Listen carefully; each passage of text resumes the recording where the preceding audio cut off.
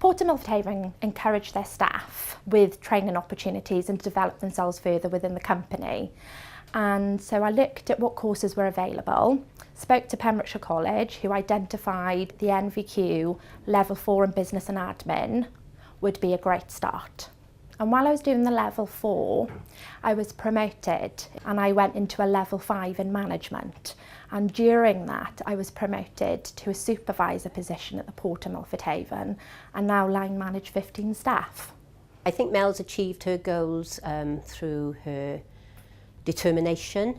She's quality motivated and she's a good aptitude for the business. She, on a day-to-day basis, she does steer and inspire the team. And it's good for the port, it's good all round, everybody's a winner.